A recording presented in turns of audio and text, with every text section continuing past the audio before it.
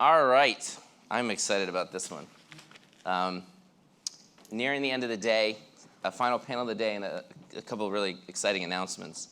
But I brought some props, but I don't want to hold them the whole time, so I'm going to keep the introductions brief. But we started this morning talking a little bit about this, the evolution of youth sports and how there's changes that are happening and how you respond to change.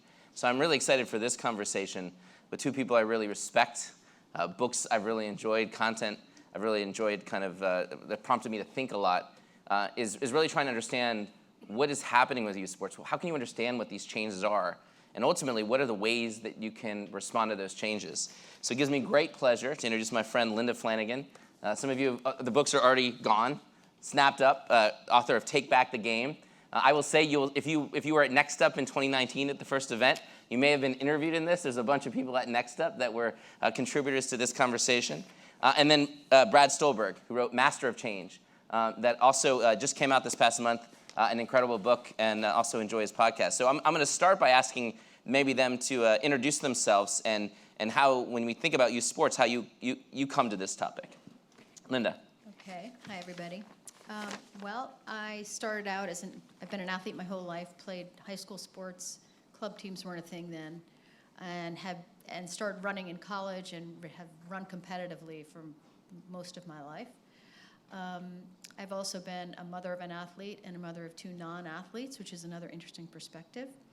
I'm a journalist, and most importantly for this conversation, I've been a coach for 17 years. So I kind of wore a lot of hats and have thought about these issues and been confronted with them in various intimate ways. So that's kind of what prompted the book and why I'm here. Awesome. And Brad, maybe you'll share a little bit about your perspective, your background, and how you're connected to the world of youth sports. So, excuse me, I also grew up an athlete, so sports is just a part of my DNA. My academic background is in public health. I'm on faculty at the University of Michigan School of Public Health. But I'm much less interested in the absence of disease and more in what it means to flourish, mind, body, and spirit. And I think sports is just a phenomenal venue for that. As a journalist, my writing focuses on sustainable excellence. So how can we do good and feel good in a way that aligns with our long-term goals? And I am a parent of a 6-year-old and a 1-year-old. So youth sports is becoming a part of my life again. My 6-year-old has really taken to all of the sports, and hopefully our 1-year-old follows. That's awesome. So maybe one place we'll start is both of you have a perspective when you think about the impact that youth sports can have and the importance it can have, what it can offer people, in a way that beyond your own personal experience, you can put that in the context of the broader work you've done. So maybe we'll start with you, Linda, especially with all the research you've done and your personal experience as a coach. When you think about what happens when people play sports, what are the outcomes that happen because of youth sports that you think are the kinds of benefits that we should be centering when we think about what youth sports should be? Yeah, to be clear, it's not about taking home the trophy. It is the sense of, it's really self-knowledge, I think. Certainly for me, I grew to understand what I was capable of and what my limitations were. And I have seen with the girls I coach that they also develop a sense of confidence in their bodies, in their walking around not hunched over. There's just something that they acquire in sports that I don't think people acquire elsewhere, at least to my knowledge. Again, it's the self-knowledge, it's confidence, a sense of discipline, camaraderie, friendship, this in running, running's not super fun, although it can be, but the shared suffering, there was so powerful that I just don't know where you get that elsewhere, and it has never left me. It was definitely a lot of suffering for me. Brad, when we think about youth sports, a lot of the focus is on performance. You're this performance expert. You've studied the highest levels of peak performance. And yet when we've talked about youth sports, that's not what you focus on in terms of what matters. What do you think matters about youth sports that we should be thinking about and centering when we think about what youth sports should be? Yeah, I think that I echo everything Linda said. I think that youth sports should be about developing young people that have confidence, resilience, a sense of belonging, meeting other people, learning how to work as a team, learning what it means to win, learning how to lose. it seems that performance, like if you have a kid that is going to be a D1 athlete or a world-class athlete, an Olympian, a professional athlete, that kid could essentially do whatever between the ages of 0 and 15, and they're probably still going to be a D1 athlete or a world-class athlete. Skill development, it's important, it matters as kids get older, but I think that focusing too much on quote-unquote performance at a young age just does a disservice. There's some fascinating research Linda and I were talking about that shows in European soccer leagues, the kids that were at the super elite level in juniors had less of a chance of making it to the world-class level than kids that were more rec-centered leagues. So I think it's just so important to keep sports fun and to develop the whole person for a very long period of time, knowing that peak performance is going to be a byproduct of that. And a lot of that really is innate talent. Just to follow up, what do you think explains that study? What do you think explains that those that are at the most competitive levels, there's ultimately a ceiling versus those that are maybe on a recreational or less competitive program? What explains why that might be the case?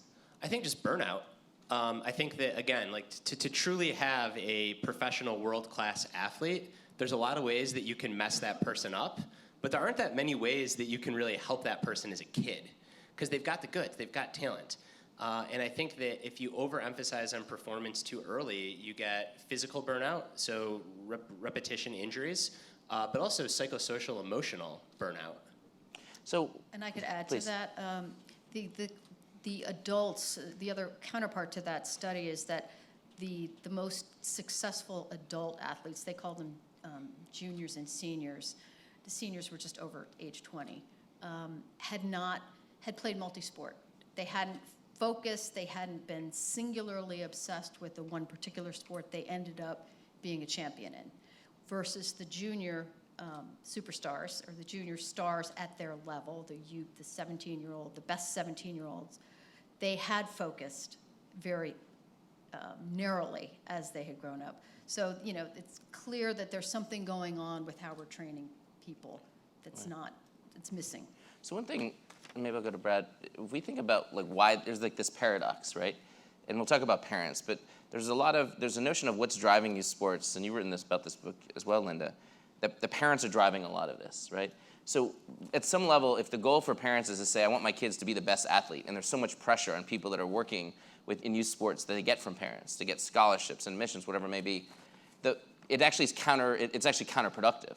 But why is that the case? What's happening that allows this perception that you should do it one way when in reality it's counter to the outcomes that you actually probably want?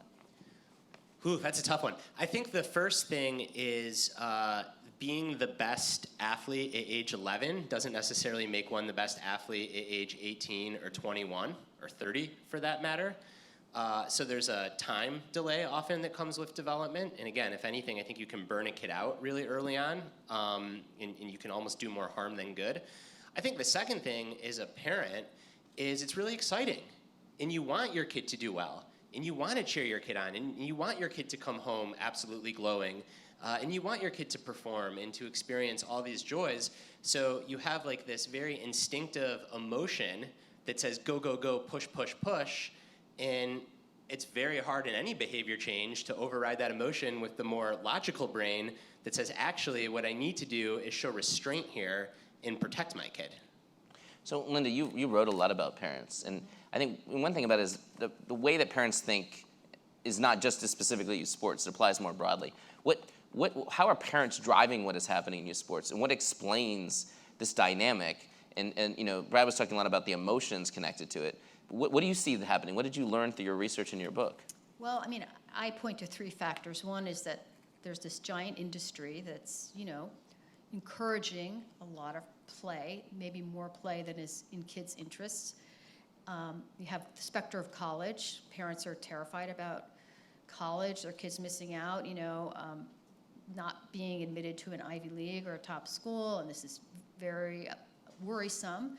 And at the same time, we've had these changes where children, I've always quote Jennifer Senior on this, the author, who says, children have moved from our employees to our bosses.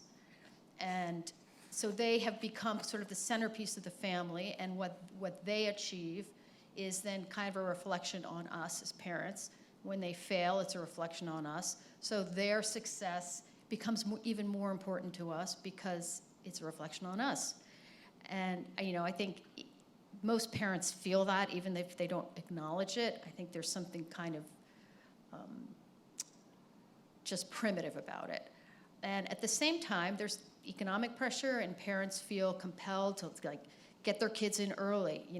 In my neighborhood, everyone's talking about they've got to get their 5-year-old in travel soccer or travel lacrosse. And there's this kind of cascading effect, or brutality cascade, as David Brooks would call it, where everyone else is doing it. I don't know what I'm doing. No one else knows what they're doing, but I guess it's the thing to do. And that all kind of compels parents to get too invested and to end up, like Brad was saying, even though part of you knows that this really isn't in their best interest, you just get wound up in it. So you have this dynamic where, a lot of this is, when we're going to talk about this tomorrow, a lot about thinking about that relationship with the parent. Brad, one thing you read a lot about is change, right? And it seems like if youth sports, there's these forces that seem larger than anyone in an organization, right? It's like literally how parents are operating in America. And then the Supreme Court says, wait a second, we no longer have affirmative action, but now sports is actually now one of the only ways that you could legitimately get into school. So it's not even that. So you have these factors that are larger than anyone in this room. And yet, at the same time, people are looking at it and saying, well, it seems like youth sports could get better.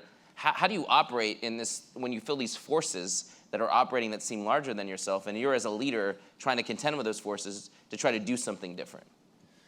I think that you have to be really values driven.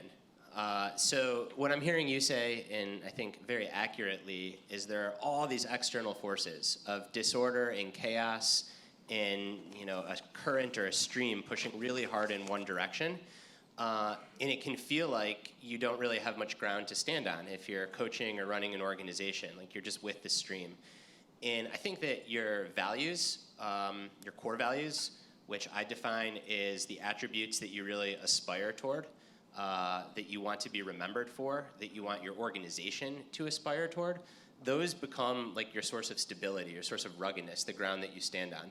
And I think that the best thing that you can do is to define those values, and I can't say what they are, and they're going to be different in youth sports for a 5-year-old, an 8-year-old, an 18-year-old, but to define those values and to make those values known to the kids and to the parents, that, hey, like the values of this 8-year-old baseball team is to develop kids that are working together as a team, that know that sometimes they're going to win and sometimes they're going to lose. That's probably age appropriate for right around 8.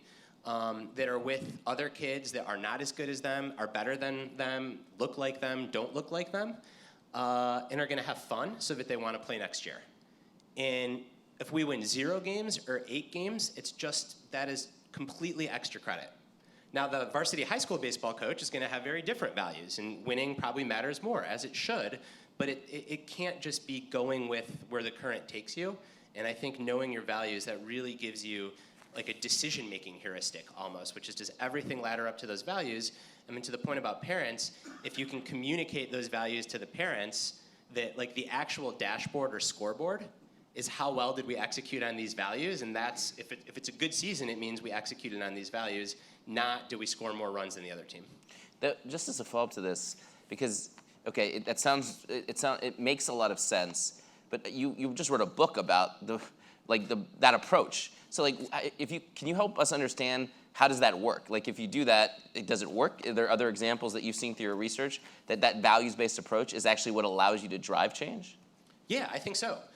Because again, I think like right now in the current environment, if you don't define what the scoreboard is, or the dashboard, let's say, then the dashboard is just whatever the culture says it should be, which is how many games did you win, or are the parents happy? Whereas all that you're doing with values is you are having a scoreboard or a dashboard upon which to measure yourself. And they're subjective, like it's hard to actually evaluate, are the kids having fun? But hopefully kids aren't crying. Hopefully the car ride home is really important. So I think that it really is, because then assumptions aren't made with parents either. If it's like really straightforward from the outset that the goals of this season are developing your kids in these 4 ways. And then everything ladders up to that. And then it's also a communication tool with parents. So if parents start to get mad about playing time and you're at a more junior level, you can say, again, like the values are that every kid has fun. And if every kid has fun, that means that even the less talented kids at this stage of their career, because talent is non-linear, they're going to get a chance to touch the ball too.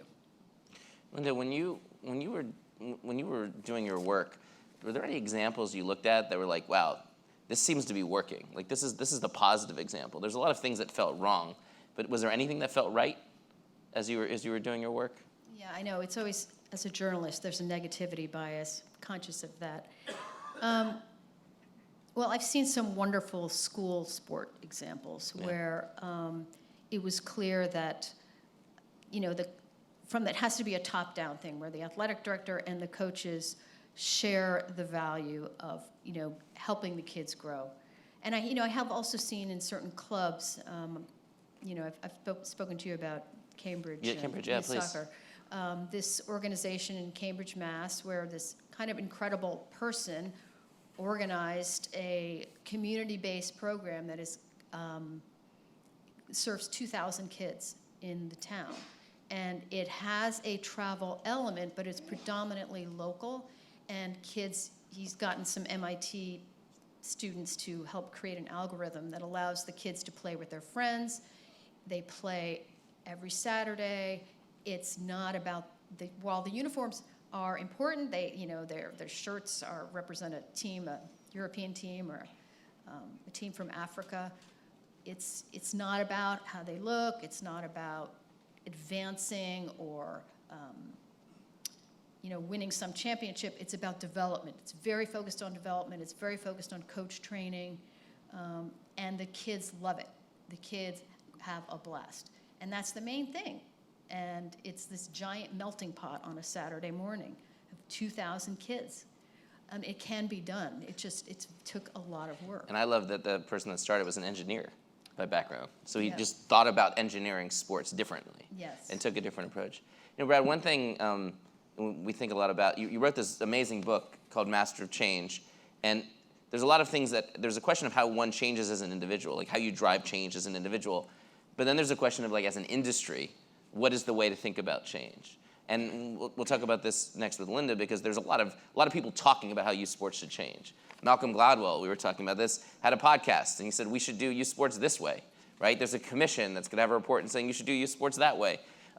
Derek Thompson had an interesting podcast about how youth sports should operate. Tom Ferry has done a lot of work. So there's a lot of folks thinking about change.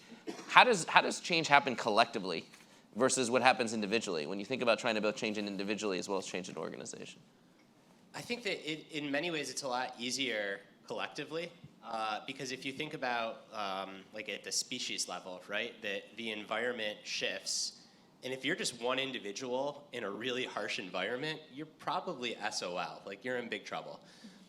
Whereas species that are really persistent over time, they tend to have like a groupish quality because they have strength in the group, and the group allows them to survive in harsh environments. And sometimes the group can even exert shifts on the environment. Sometimes they're not so good, climate change, but sometimes they're great, solar panels. And that is like a group development. No individual can do that. So when I think it comes to youth sports, I think that to make positive change, I think yes, we can tell the story of the great local coach that we all hope to be, but I think if you can have organizations that are pushing for new models and testing new models and spreading them, the change will be more rapid and more sustainable.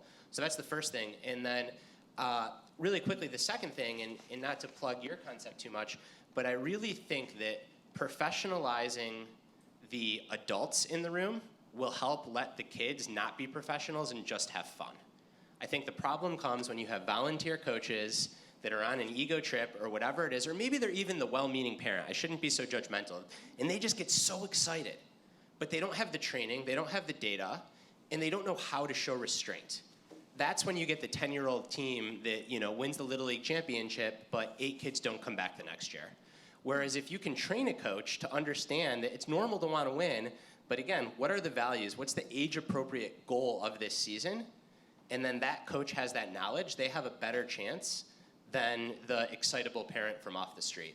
So when you first said professionalize youth sport, I said, why are you inviting Linda and I? Like, we think the kids should be kids. But then you said, no, not for the kids, but for the adults. So the adults have education, training, and confidence, and evidence, and data, that then the kids can go have fun. Yeah, I had this experience recently as someone who's steeped in youth sports. I'm coaching my kids' flag football league, and it's been funny. He's a kindergartner, and I was watching the San Francisco 49ers beat the Dallas Cowboys very, very badly. But the one thing I took from it was an inspiration for the kindergartner offense that I should run in flag football. So I came to the game, and I drew these plays out with the idea that I was going to run the same formation, but the same different plays out of the same formation. And but it got to the end of the game, and we had this idea. I was like, I want to make sure every kid touches the ball. And I knew if I gave this kid the ball, there's no chance we were going to score the extra point. We were going to lose. But if I didn't, he was not going to have a chance to touch the ball. So we ended up losing by a point. And I had to make this choice, but I was struggling with it because it was very easy to tap into it. I was like, and there was no explicit values. We all decided around it. And I'm someone who's supposed to be educated about this, and I felt so it's hard, it's torn. And so to the point about being professionals, I'm just a volunteer trying to understand this. And I think the more that we have people that have those values and the right expectations, I think more they'll make the right choices. We did win the next game. We figured that out at the end.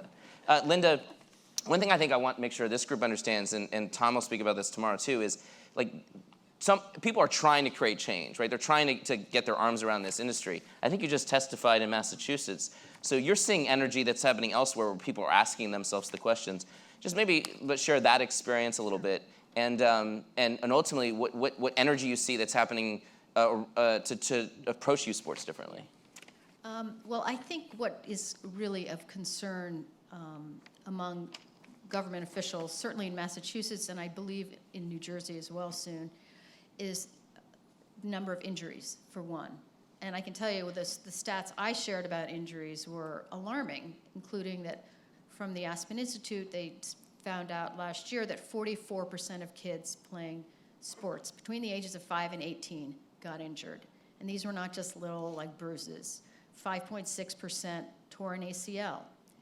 8.4% got a concussion. These are big problems that need to be addressed. And that's what I know that in particular the senators in Massachusetts are concerned about that. They're also concerned about parents and how we can find a way to control parents. So we have a crisis with referees and sports officials. 20% resigned starting in 2018, 50,000 left. I mean, the parents are out of control. These are issues that in the absence of groups like this coming together and saying, okay, we're going to take steps to address the problems before we're told we have to, then it's going to be imposed. I do think there will be some kind of regulation, at least registering teams, having coach training. That was another, the lack of coach training across the board is a big problem. Another concern is mental health. We all know kids are everything's a crisis, Everyone's depressed and anxious. And, so what can we do about that? Are sports contributing to that, or are they shouldn't be. Sports, we all know, are so wonderful for your mood, if you're anxious, they relieve that. So we need to find a way to restore what's great about sports. And I think these regulators, that's what they want to do. So Linda, maybe final question for both of you as we wrap. You spent so much time writing this book and so thoughtful. You've been to NextUp a couple of times. I saw you in Washington for the commission hearing. And you're sitting in the room, there are people here that have the most amount of influence about what's happening every single day in youth sports. What's something that you wish they understood? What's your wish for them as they think about the kind of impact they can have as they lead this industry? Well, I think I wanted to say this earlier, and that is that, yes, there's change, life is about change. Can't go through the same river twice. But what won't change, and I think if you can keep this in top of mind, that parents are always going to want what's best for their kids. They're always going to be devoted to their kids. They might be clumsy about it. They might be grossly misguided and think their kids are going to get D1 scholarships. We all know that. But that if you can demonstrate to them that you care about their kids, that their children are at the top of your mind and your focus, then that, I think, will be able to transcend some of these other changes, because that's what parents want most. Brad, when you think about the piece of advice or perspective, the wish you have for these leaders in youth sports, what would you say? What's the kind of ways they can be the most effective change agents?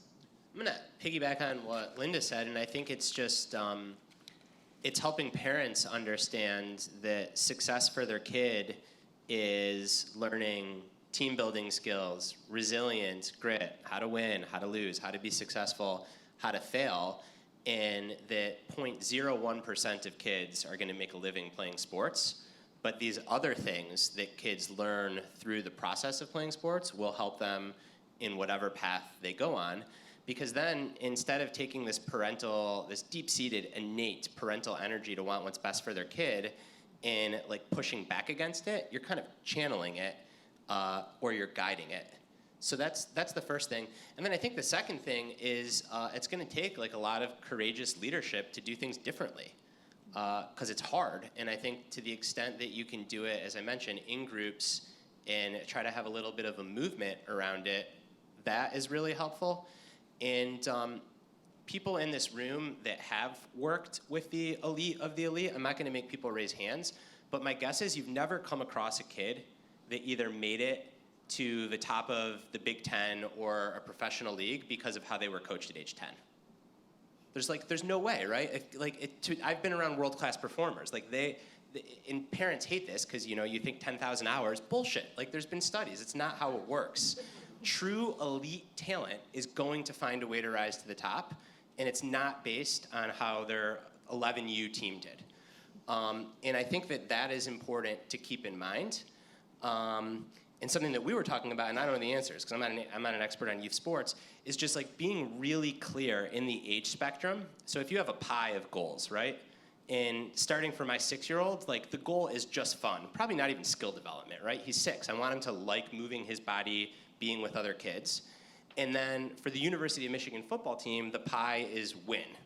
And it probably should be win in mental health at all levels. But how does that pie change over time? So where does skill development come in? Where does it shift from fun is no longer the priority, now skill development's the priority, and meaning over fun, and just being really intentional about what you're driving toward at each age, instead of just going with the flow, which will be where it got us today.